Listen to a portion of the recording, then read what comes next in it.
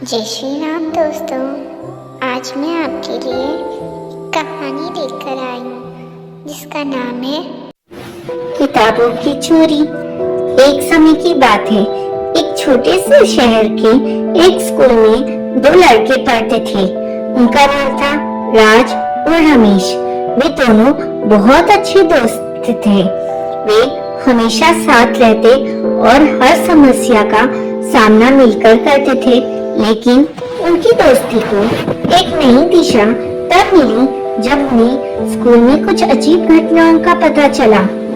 एक दिन स्कूल की लाइब्रेरी से कुछ महत्वपूर्ण किताबें गायब हो गई। स्कूल के प्रिंसिपल ने यह मामला सभी छात्रों के सामने रखा और कहा, जो भी इस रहस्य को सुलझाएगा उसे विशेष पुरस्कार मिलेगा।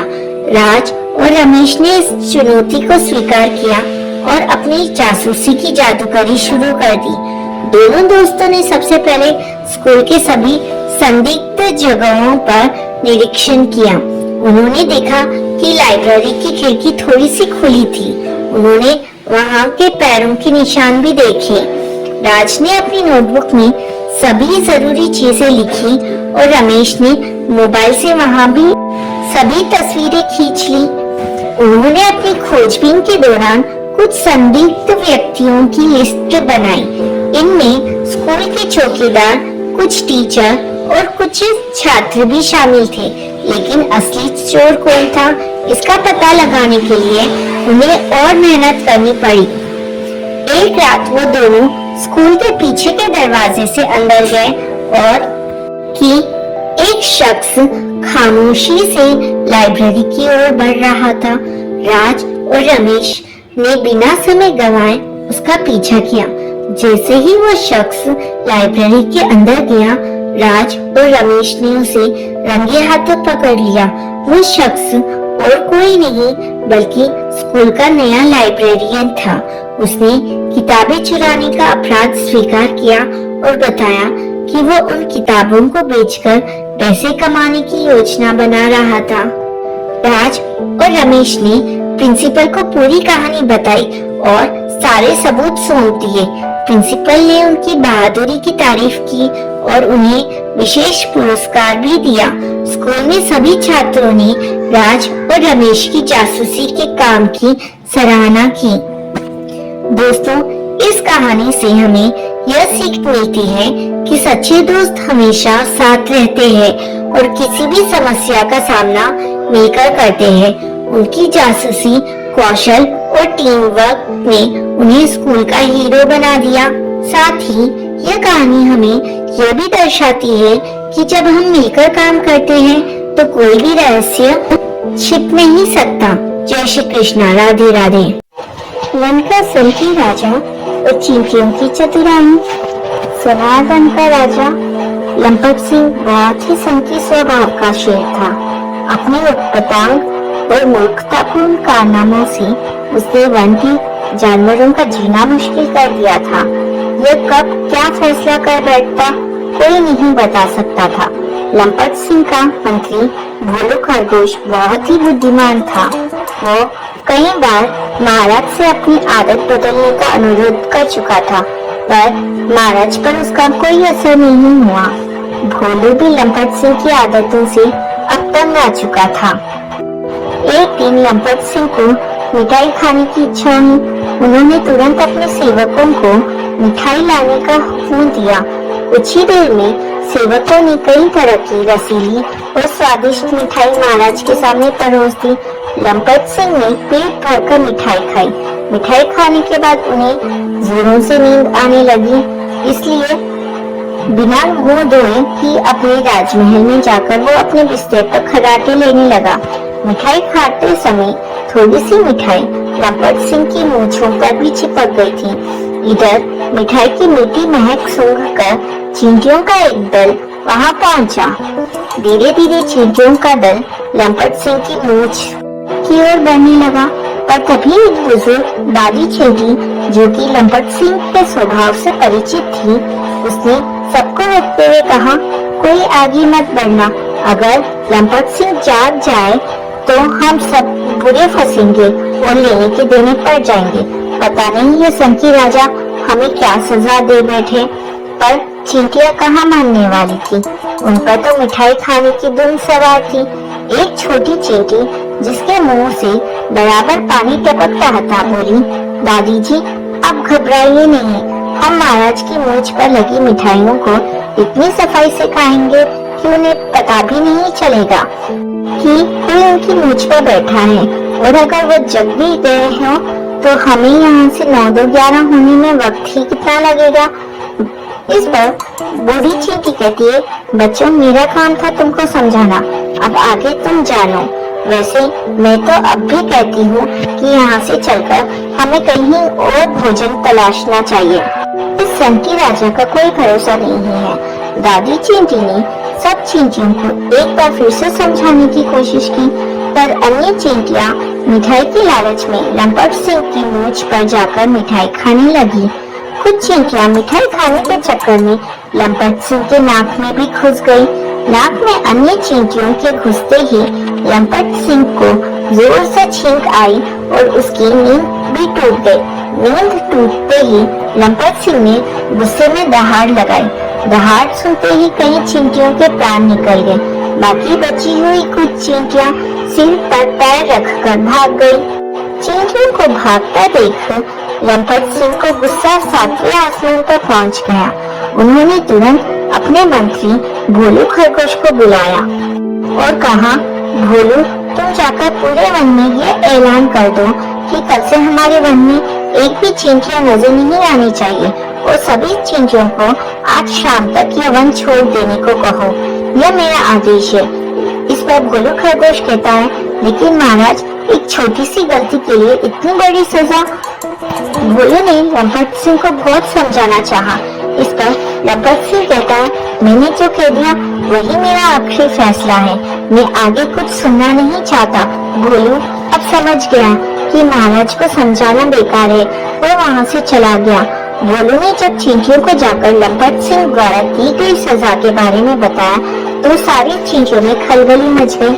वहाँ कुछ अन्य जानवर भी थे, उन्हें भी लंपट सिंह का आदेश सुनकर बहुत गुस्सा आया। यह वन का राजा है या कोई जल्लाद? भला कोई राजा अपनी प्रजा के साथ ऐसा बर्ताव करता है क्या? सोनू बंदर ने अपना गुस्सा इजहार करते हुए कहा। मिनी गिलहरी, गिलो जिराफ सहित कई जानवरों ने सोनू की हाँ में हाँ मिलाई।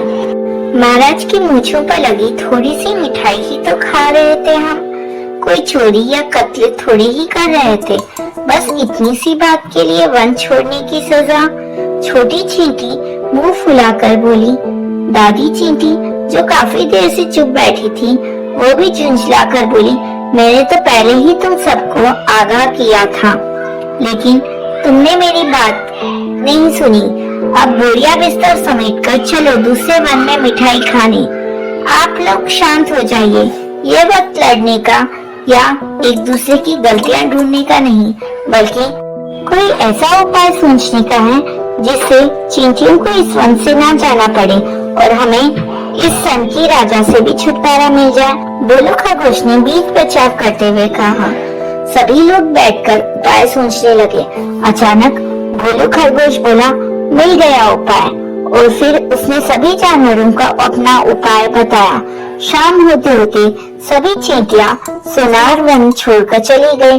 दूसरे दिन भोलू चेहरा लटकाकर लंपट सिंह के महल में पहुंचा और वन से चींटियों के चले जाने की सूचना दी। चींटियों के चले जाने की खबर सुनकर लंपट सिंह खुश हो गए, पर भोलू का लटका हुआ चेहरा देखकर उन्होंने पूछा, भोलू लगता है चींटियों के चले जाने का तुम्हें बहुत दुख है। नहीं महाराज, मैं तो दुखी हूँ कि आपने वो सजा मुझे क्यों नहीं दी। अगर मुझे वो सजा मिलती तो मेरी तो जिंदगी ही बदल जाती। भोलू ने बुझे स्वर में कहा, क्या मतलब? लंपट सिंह ने आश्चर्यचकित होकर पूछा, महाराज दरअसल आपने कल सभी चींटियों को वन छोड़ के जाने का आदेश दिया था। सभी चींटियों ने पाताल लोक में जाकर शरण ले ली है। महाराज मैंने सुना है पाताल लोक में उनको ना खाने की चिंता है और ना ही कोई काम करने की, बस दिन भर केवल आराम ही मिलता है। खाने पीने की वहाँ कोई कमी नहीं है। मैंने तो यह भी सुना है कि वहाँ कोई राजा भी नहीं है। महाराज, मैं सोचता हूँ कि वहाँ जाकर मैं राजा बन जाऊँ ताकि मेरे बाकी बचे दिन चैन से कटे।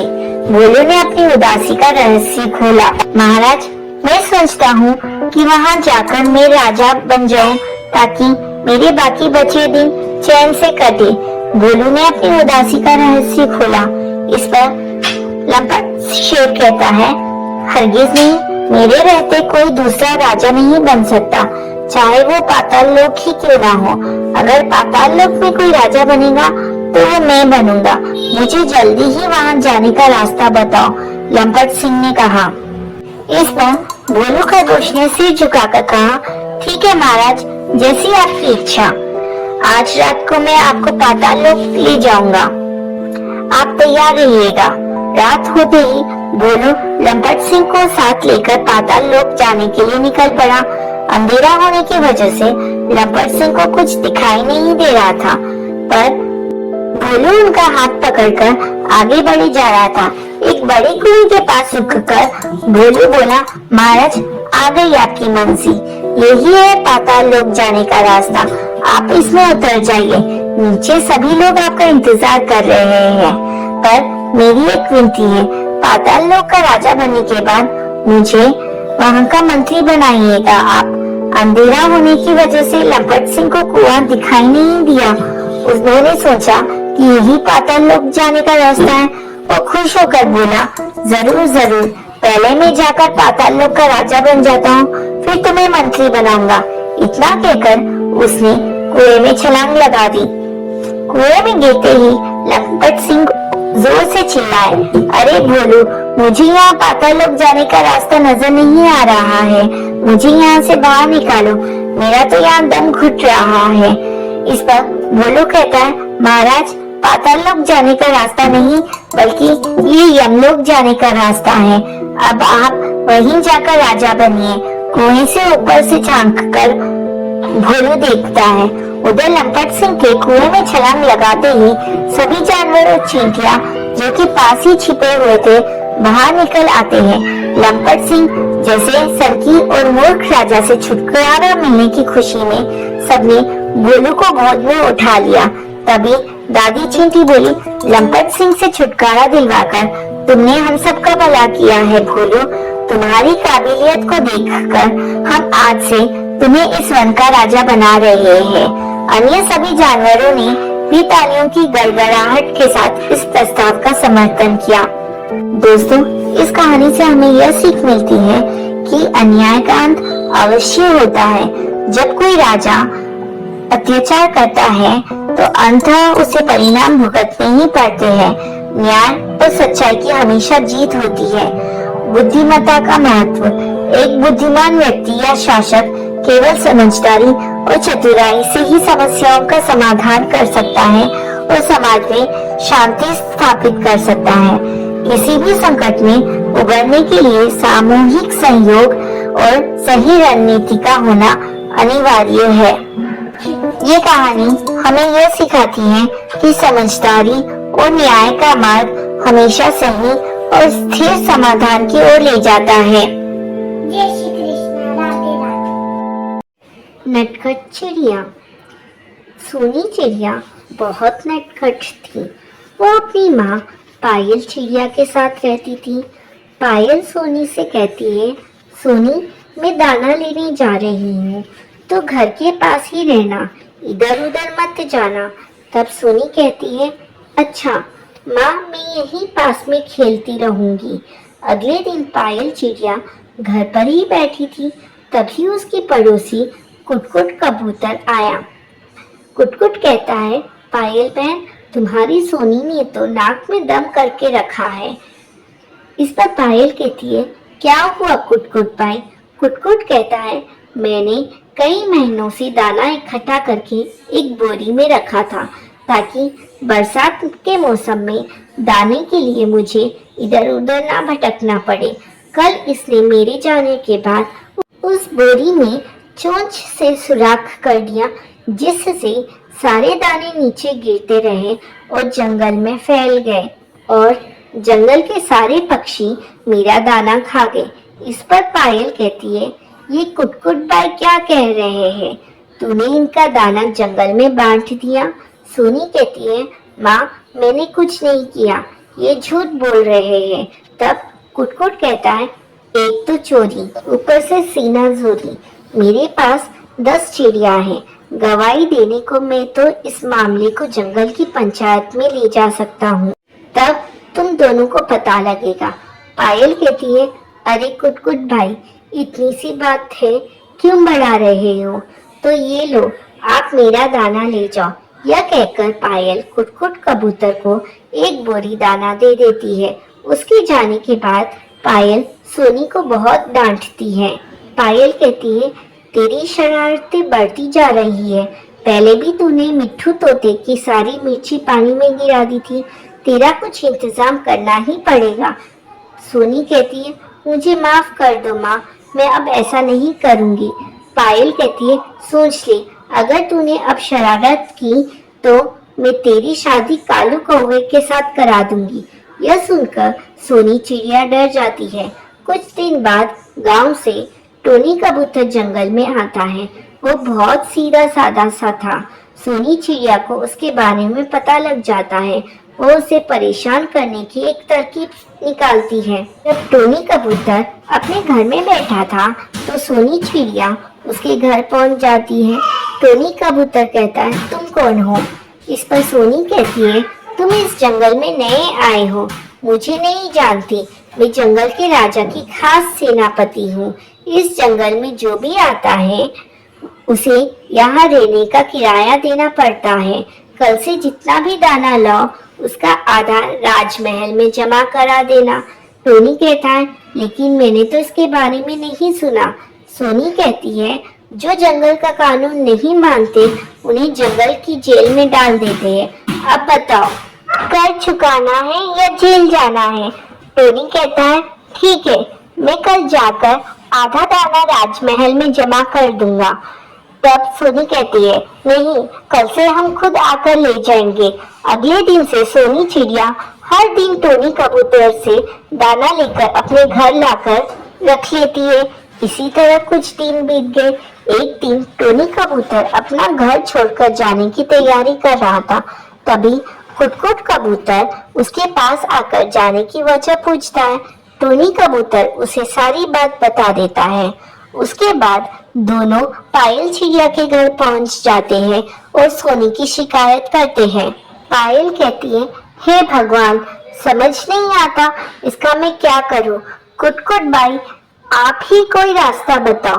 तब कुटकुट कहता है, बहन तुम मेरी मानो तो उसकी शादी कर दो, शादी के बाद उसमें समझदारी आ जाएगी। पायल कहती है, ठीक है भाई साहब, आज ही मैं इसकी शादी कालू कौवे से पक्की कर देती हूँ। इस पर कुटकुट कहता है, अरे बहन, वो तो एक नंबर का मक्कार है, इससे पहले भी 2 शादी कर चुका है और दोनों चिड़ियों को मार पीट कर घर से निकाल चुका है। पायल कहती है, हे भगवान, मुझे तो ये सब पता ही नहीं था। भाई फिर आप ही कोई रिश्ता बताओ। कुटकुट कहता है, रिश्ता तो तुम्हारे सामने खड़ा है, ये टोनी कबूतर बहुत सीधा है, इसी से अपनी सोनी की शादी करा दो, दोनों बहुत सुखी रहेंगे।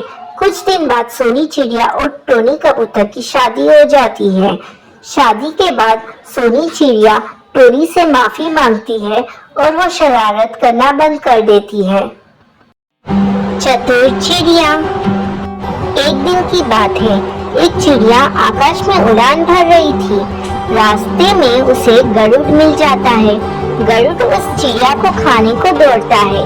चिड़िया उससे अपनी जान की भीख मांगती है, लेकिन गरुड़ उस पर रहम करने को तैयार नहीं होता।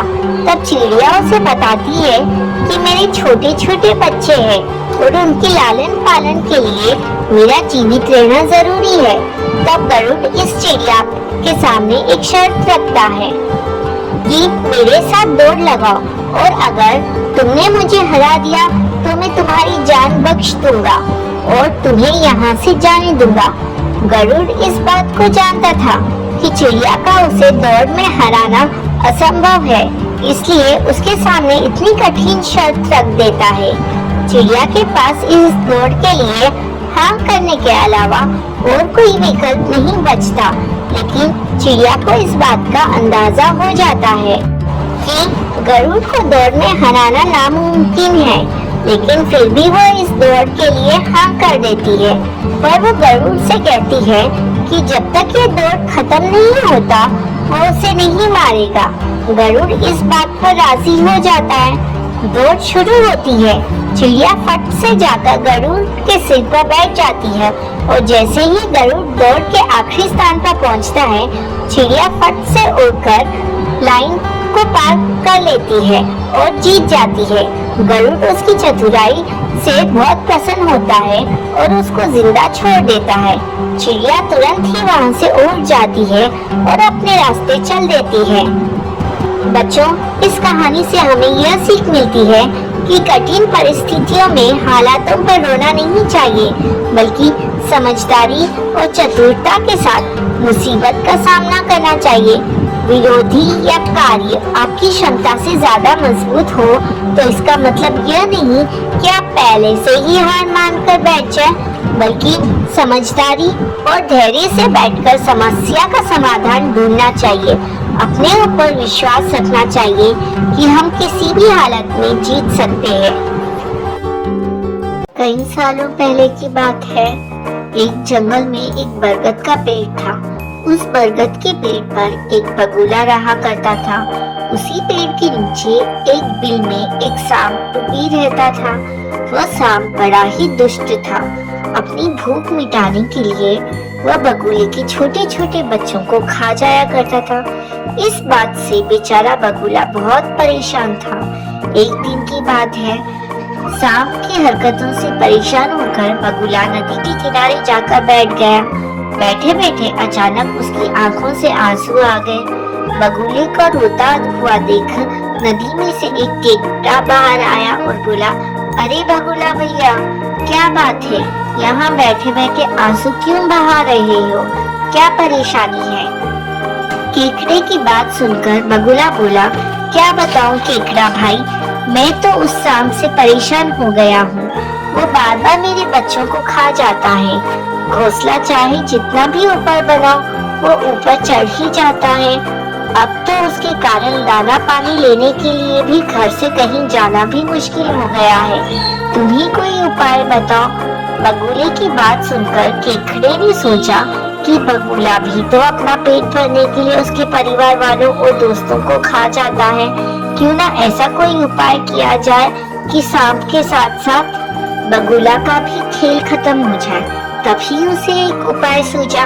उसने बगुले से कहा, एक काम करो बगुला भैया, तुम्हारे पेट से कुछ ही दूर नेवले का बिल है। तुम सांप के बिल से लेकर नेवले के बिल तक मांस के टुकड़े बिछा दो। नेवला जब मांस खाते हुए सांप के बिल तक आएगा तो वो सांप को भी मार देगा। बगुले को यह उपाय सही लगा और उसने ठीक वैसा ही किया जैसा केकड़े ने कहा, लेकिन इसका परिणाम उसे भी भुगतना पड़ा। मांस के टुकड़े खाते खाते जब नेवला पेड़ के पास आया तो उसने सांप के साथ साथ बगुले को भी अपना शिकार बना लिया। दोस्तों, इस कहानी से हमें यह सीख मिलती है कि किसी भी बात पर आंख बंद करके विश्वास नहीं करना चाहिए, साथ ही उसके परिणाम और दुष्परिणाम के बारे में भी सोच लेना चाहिए। बहुत समय पहले की बात है। द्रोण नगरी में 4 दोस्त रहा करते थे। उन चारों में से 3 ब्राह्मण कई तरह की विद्याओं में निपुण थे, जबकि चौथे के पास किसी तरह की विद्या नहीं, लेकिन वह बहुत बुद्धिमान था। चौथा दोस्त हमेशा अपनी बुद्धि का इस्तेमाल करके हर समस्या से बचने का रास्ता निकाल लेता था, जबकि अन्य दोस्त विद्यावान होते हुए भी समझदारी से काम नहीं लेते थे। एक दिन उन चारों दोस्तों ने मिलकर सोचा कि पैसा कमाने के लिए विदेश जाना चाहिए। वहां जाकर ही विद्या का लाभ मिलेगा और पैसे कमाने का रास्ता भी। इसी सोच के चलते चारों विदेश यात्रा पर चल दिए। यात्रा करने के दौरान एक ब्राह्मण दोस्त ने कहा कि हम में से सिर्फ एक दोस्त के पास विद्या नहीं है। ऐसे दोस्त को हमारी विद्या के कारण मिलने वाला धन नहीं मिलना चाहिए।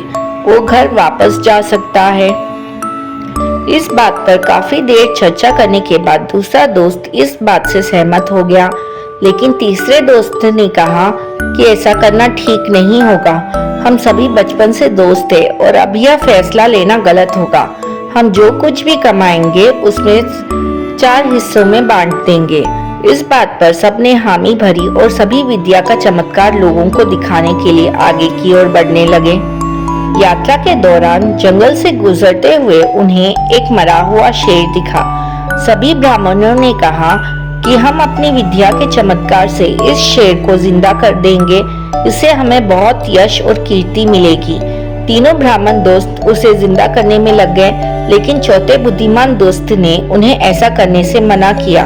उसने कहा कि अगर तुम इसे जिंदा कर दोगे तो वो जिंदा होते ही हम सबको खा जाएगा।